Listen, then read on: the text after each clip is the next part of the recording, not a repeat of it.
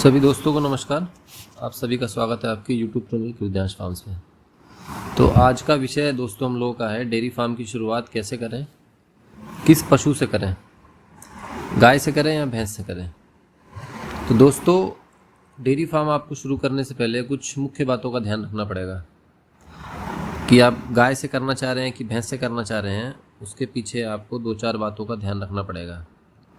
पहली बात यह है कि आप अपना दूध जो है वो कहाँ देने वाले हैं, सोसाइटी पे देने वाले हैं या जो गांव में घूम घूम के दूध लेते हैं उनको देने वाले हैं या आप कस्टमर को देने वाले हैं। तो अगर आप सोसाइटी पे देने वाले हैं तो आपको गाय रखनी है या भैंस रखनी है, किस प्रकार की रखनी है या दोनों रखना है। आप कस्टमर को देने वाले हैं तो आपको कैसे पशु रखने हैं, इन सब चीज़ों के बारे में हम लोग आगे इस वीडियो में जानेंगे।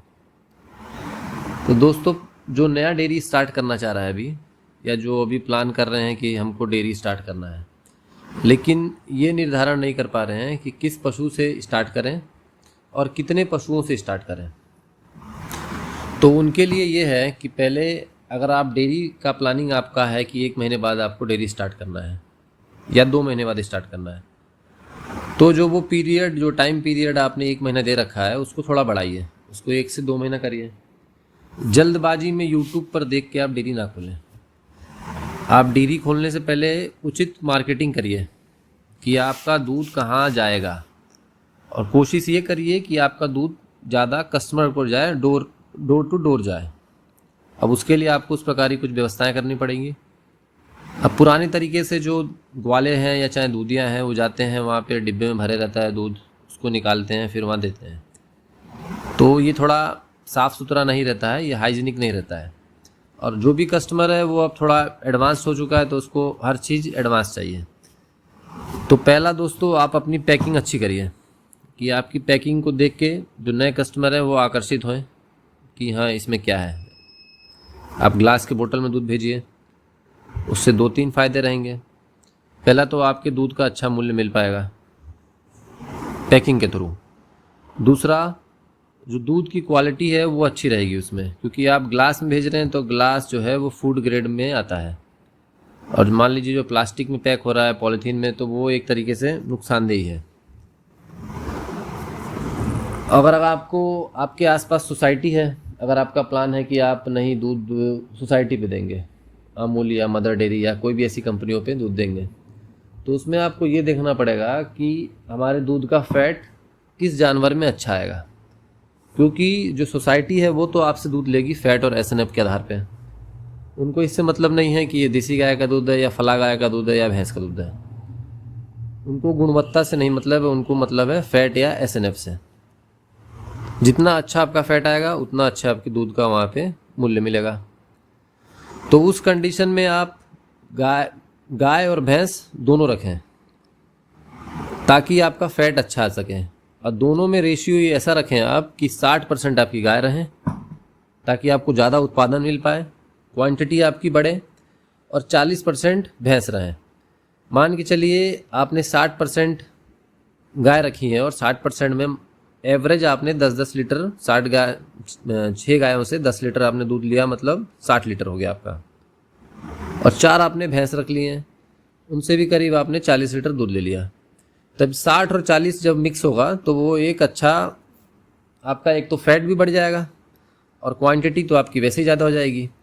तो उस कंडीशन में आपको दूध का अच्छा मूल्य मिल जाएगा और आपको अच्छा उसमें प्रॉफिट होगा। अब बात आती है कि अगर आपको डोर टू डोर सेलिंग करनी है, कस्टमर को सेल करना है, तो कोई भी आजकल कोई भी चाहता है कि हम लोग जो भारतीय गोवंश है या जो A2 मिल्क का प्रचलन है, हमको वो वाला दूध मिले। कोई भी आपसे जर्सी या HF के दूध की डिमांड नहीं करता है। तो उस कंडीशन में आपको, अगर आप कोई भी भारतीय नस्ल रख रहे हैं, तो पहला तो आप जहां दूध देने वाले हैं, जिन कस्टमर्स को दूध देने वाले हैं या आपको जिन कस्टमर को जोड़ना है, उनको जाके आप बताइए कि आपके दूध में ऐसी क्या खासियत है कि जो बाकी बाज़ार में दूध आ रहा है उससे आपका दूध महंगा क्यों है। आप कस्टमर को आपको क्वालिटी बताना पड़ेगा, क्योंकि मान लीजिए दूध बाज़ार में 50 भी है, 60 भी है, तो सामने वाला क्यों आपको जाएगा 80 रुपये देने। वो तो कहेगा ना कि 60 में तो मिल रहा है, 70 में तो पैकेट वाला मिल जा रहा है। तो हम आपको 80 क्यों देंगे? तो उनको आपको बताना पड़ेगा कि हमने भारतीय गोवंश रखा हुआ है, उनके दूध देने की क्षमता कम रहती है और दूध की गुणवत्ता, दूध की क्वालिटी उसकी बहुत अच्छी रहती है, A2 प्रोटीन रहता है। और आप बता सकते हैं कि हम गायों को अच्छे प्रकार का चारा या कुछ औषधियों का प्रयोग करते हैं जिससे दूध की क्वालिटी बहुत अच्छी आती है। तो दोस्तों, जितनी अच्छी आपकी मार्केटिंग रहेगी, जितना अच्छा आपका कस्टमर से ट्रांसलेशन रहेगा, कस्टमर से जितनी अच्छी आपकी बातचीत हो सकेगी, उतने आपको कस्टमर अच्छे मिल पाएंगे, उतना आप डोर टू डोर सेलिंग कर पाएंगे। और डायरेक्ट जब आप कस्टमर को सेल करने लगे रहेंगे तो आपको इसमें बहुत एक अच्छा मार्जिन बचेगा। तो उस कंडीशन में आपको अपनी भारतीय गोवंश रखना चाहिए। अब उसमें भी आप ये करें कि आपको अगर 10 पशुओं का प्लान है तो सेम उसमें भी यही रखिए कि 60 और 40 का रेशियो। अब 60-40 का रेशियो इसमें क्या है, इसमें आप 60% अपनी भारतीय गोवंश रखें और 40% आप उसमें HF या जर्सी डालें। अब HF या जर्सी क्यों डालें? क्योंकि जो भारतीय गोवंश हैं, जितनी हैं, गिर हैं, साहिवाल हैं, गंगातीरी हैं, जो भी हैं, इनका ये है कि जैसे अगर ये कंसीव हो जाती हैं, दोबारा ये गाभिन हो जाती हैं, तो उसके बाद ये ज़्यादा समय तक दूध पे नहीं चलती हैं। 4 महीने 5 महीने के बाद ये ड्राई हो जाएंगी। तो अगर आपने 4 HF रखी हुई हैं और 4 HF 20-20 लीटर वाली भी रखी हैं, 20 लीटर वाली HF मिलना कोई बड़ी बात नहीं है, आराम से मिल जाती है कहीं पे भी। तो आपका 80 लीटर दूध होगा उनसे। तो उस दूध से आप जो फार्म की आपकी बछड़ियाँ पल रही हैं या जो बाकी जो कॉस्टिंग है वो आप उस दूध के ज़रिए निकाल सकते हैं। लेकिन कोशिश ये करिए, अगर आपने रख रखा है तो वो दूध आप कस्टमर को ना दें। वो दूध आप सीधा या तो किसी दुकान पे, मिठाई की शॉप पे दे दें या जो कोई सोसाइटी है, सेंटर है, वहाँ पे दे दें। तो इससे आपका पूरा साल का एवरेज भी मेंटेन रहेगा। अगर आप खाली 10 अगर आप वही मान लेते हैं, देसी गोवंश, गिर या साहिवाल या जो भी, तो उस समय साल में कुछ महीने ऐसे जाएंगे कि जब आपको नो प्रॉफिट नो लॉस पे चलना पड़ जाएगा। उस समय आपकी इनकम बहुत कम हो जाएगी या उसमें उस समय आपको कोई ना लाभ होगा ना कुछ हानि होगा। आप एकदम मेंटेनेंस चलेंगे, जितना निकलेगा उतना आपको उसमें लगा देना रहेगा। तो उस कंडीशन में आपको दोनों ब्रीड रखना पड़ेगा, आपकी देसी भी और विदेशी भी। अब तीसरा में आते हैं भैंसों की डेयरी कब करें। भैंस की डेयरी आप करें तो उसमें आपको कम से कम 15 लीटर से ऊपर दूध वाली भैंस रखनी पड़ेगी। अगर आप नॉर्मली देसी भैंस रखते हैं 6 लीटर, 7 लीटर, 8 लीटर, तो ये जानिए कि आप उसको घर से ही खिला रहे हैं, उसमें कुछ ज़्यादा आपको बचत नहीं रहेगी।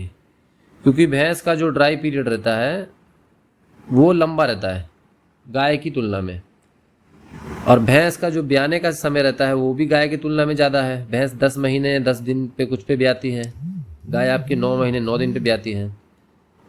तो अगर हम एक एवरेज लेके चलते हैं कि हमारे पास 10 लीटर वाली गाय है और 10 लीटर वाली भैंस है, तो भैंस ने आपका जब 40 दिन एक्स्ट्रा लिया तो 40 दिन में भैंस ने आपका 400 लीटर दूध आपका वहाँ पे चला गया। गाय उस समय में 400 लीटर दूध दे चुकी रहेगी 10 लीटर के एवरेज से।